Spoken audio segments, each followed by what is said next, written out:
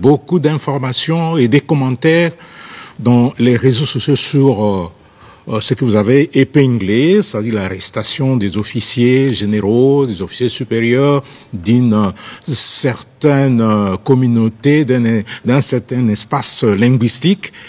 Eh bien, j'étais avec le ministre Mouyaya dans ces plateaux, j'avais épinglé cette situation. Ce qui est vrai, c'est que, comme vous allez l'entendre tout à l'heure là, nous sommes des officiers et nous sommes astreints à la discipline et au respect des règlements et des lois. Mais pour répondre exactement à votre question, je préfère laisser le général Kifoua, le lieutenant-général Kifoua. Aujourd'hui, depuis hier d'ailleurs, il y a eu beaucoup d'informations autour de cette pseudo-interpellation. Alors, aujourd'hui, il a été voir le chef d'état-major général et à l'issue de cette visite, il a fait des déclarations et la meilleure façon de démentir toutes ces informations, c'est de le laisser parler. Je porte un démenti catégorique par rapport à certaines informations qui sont véhiculées dans les réseaux sociaux. Vous savez que les réseaux sociaux, ce sont des milliers dépourvus de frontières et de censure aussi. Alors, je suis étonné, je suis un homme libre, je suis venu saluer mon chef, je suis là. Alors, je demande avec véhémence que c'est faux et archi faux. Tout ce qui est en train d'être véhiculé, soit disant que le général Jean-Claude Kifoua, Tango Tango, est aux arrêts, on m'associe dans un dossier que je ne connais même pas. Alors c'est pour vous dire, l'armée c'est une grande muette. Et on ne peut pas tomber dans des spéculations. Et tous ces gens mal intentionnés qui veulent semer le désordre, créer la division au sein de l'armée, je crois qu'ils n'ont pas de place dans notre corporation. Parce que l'armée, je suis dans l'armée d'abord à titre individuel. C'est pourquoi je me suis engagé dans l'armée, à titre individuel. Et la loi est impersonnelle. Si vous commettez une infraction, on vous poursuit, ce n'est pas la communauté qui est poursuivie. Je suis là, je suis venu, vous pouvez vérifier, vous allez me voir en train de quitter l'état-major. J'étais surpris. Est-ce que par hasard vous n'avez pas les traces? Non, mais regardez-moi, je ne suis pas menotté. Voilà. Et la date est là, le 11 juillet 2025. Donc c'est pour vous dire que c'est faux et que les gens n'attachent pas une importance à toutes ces informations qui n'ont qu'un seul objectif d'essayer de diviser des communautés ou bien d'intoxiquer les militaires. Et après lui, le chef d'état-major général, lui aussi s'est exprimé. Il parle rarement, si ce n'est pendant les causeries morales, mais aujourd'hui, il a tenu à fixer l'opinion sur ces faits-là. Dans l'andi d'informations selon lesquelles le lieutenant général Kifoua, communément appelé Tango Tango, Azamo Kandim, a dossier à général Sangwa, Bakangi Bango pour l'air simple fait de Bazaba, tu as province Songolo, Bakala, où il y a Tangi et Tanganyika. Et curieusement, na bengi pour vérifier ce qui est Azamo Kandim et solo, il y a Zoseka, la peine Nazokam, Natuni. Est-ce que vous avez dans un état-major parce que j'étais un peu moi-même surpris. Je suis surpris. Il y a Koyoka qui est non. Il y a des gens qui sont là. Il y a des gens qui sont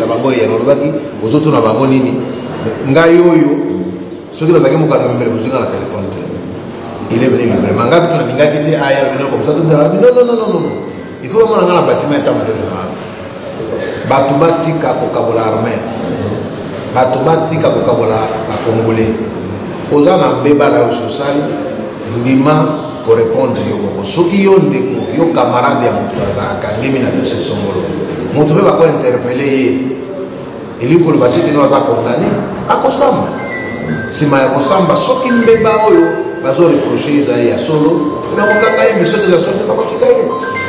Voilà, nous avons suivi les deux interventions. La première du lieutenant général Kifoua Kambili Tango Tango, qui était supposé être arrêté et interpellé par les services ce qui n'est pas le cas. Ce sont des déclarations mensongères et des rumeurs qui ont circulé dans les réseaux sociaux. Et vous avez suivi également le chef d'état-major général, le lieutenant général Jules Banza Mouilambouek, qui a également démenti tout ce qui se raconte. L'objectif, vous l'avez suivi, c'est justement chercher à diviser l'armée qui constitue aujourd'hui un corps, qui est en train de faire face à l'ennemi commun, vous le savez, c'est l'AFC M23 qui est appuyé aujourd'hui par l'armée rwandaise. À moins que vous ayez un autre message, mon général. Oui, Oscar, je tiens à préciser que, comme l'a dit le général Kifoy et le chef d'état-major général,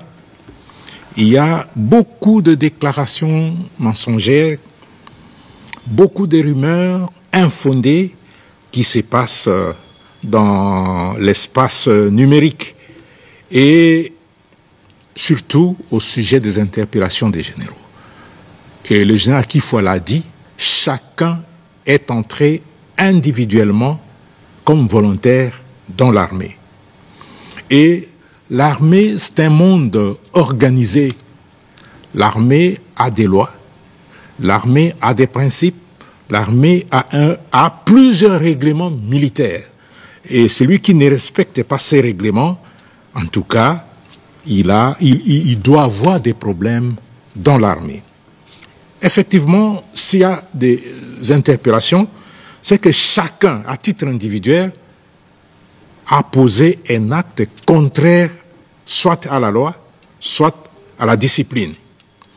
Et en posant un acte contraire à la loi ou au règlement, le militaire les fait non seulement en âme et conscience, mais aussi, comme je l'ai souligné, à titre individuel. Et il ne pose pas cet acte, et j'insiste là-dessus, au nom d'une quelconque communauté ou au nom d'un quelconque espace linguistique. Il pose cet acte en tant qu'individu et en tant que militaire, et surtout s'il est officier. Je l'ai dit l'autre jour, il y a des caractéristiques qui entourent la fonction de l'officier. Il y a des valeurs qui entourent la fonction de l'officier. Et si vous ne respectez pas ces valeurs, vous ne respectez pas les qualités d'un officier, eh bien, la justice va s'occuper de vous. Et en cas d'interpellation, qu'est-ce qui advient? En cas d'interpellation par les services, effectivement, il y a des investigations qui sont organisées. Il y a des enquêtes. Si on constate que vous n'avez rien fait, on vous libère, comme l'a dit le chef MG. Mais si on constate que les faits commis sont des faits graves, on vous met à la disposition de la justice militaire pour répondre des actes posés conformément à la loi. Et à ce niveau-là, si on constate que pendant l'instruction, vous donnez les éléments de votre défense et ces éléments sont pris en compte, on vous libère. Et si les éléments ne sont pas pris en compte et qu'on confirme que vous êtes fautif, eh bien, vous subissez la rigueur de la loi. Et aujourd'hui, il y a beaucoup d'interférences, parce que je sais que l'armée a ses caractères apolitiques. L'armée est apolitique, il a plutôt un caractère national. Mais oui, aujourd'hui, effectivement, dans les réseaux sociaux, c'est autre chose. Ce que vous dites est très important. Les forces armées de la République démocratique du Congo ont toujours insisté sur leur caractère national et apolitique.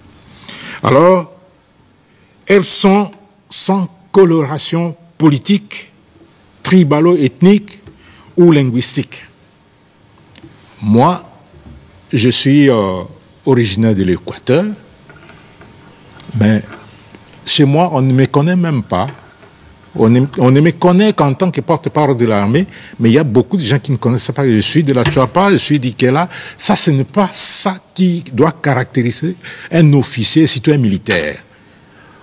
Mon espace linguistique, ma tribu, mon ethnie, mon parti politique, c'est la République démocratique du Congo, point barre. Et ça, c'est pour tous les militaires. Alors, il faudrait qu'on cesse de d'amener la division dans l'armée, comme le général Kifoua l'a dit, il faudrait qu'on cesse de s'immiscer dans des questions militaires. On ne peut empêcher l'armée et la justice de faire leur travail. En cas de faits graves qui sont reprochés à un officier, général soit-il, en tout cas, il doit être interprété et puis il doit fournir les éléments de défense. Et s'il n'est pas coupable, on va le laisser. S'il est coupable, il va subir la rigueur de la loi. L'armée doit rester loin des querelles politiciennes et loin des divisions que l'on veut amener en son sein.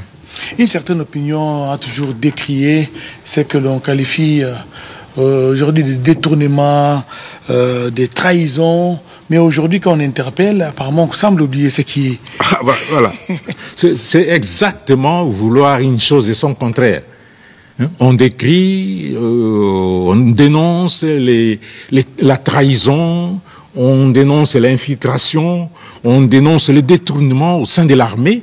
Mais lorsqu'on met la main sur les responsables, et vous voyez, même les politiciens commencent à crier, alors qu'ils sont les premiers à dénoncer. Et puis on essaie d'injecter ce venin de la division au sein de l'armée. Donc l'armée, c'est une structure, c'est une organisation bien carrée. Quand il y a des problèmes et qu'on constate qu'il y a des problèmes, on va arrêter et on va déférer devant la justice les responsables des actes posés. Ça, c'est pas négociable au sein de l'armée puisque la discipline en dépend. Et la discipline, dit-on, c'est la mère des armées, c'est la reine des victoires. Donc, en définitive, il ne faut pas s'immiscer dans les dossiers qui concernent l'armée. Non. Nous, on ne s'immisce pas dans les dossiers politiques. Il ne faudrait pas que les politiques viennent s'immiscer dans le dossier de l'armée. L'unique politique qui s'immisce dans le dossier de l'armée, c'est le commandant suprême. Et à part lui, c'est le ministre de la Défense nationale. Le vice-premier ministre, ministre de la Défense nationale. Et eux, ils représentent tous les gouvernements, tous les politiques pour parler de l'armée.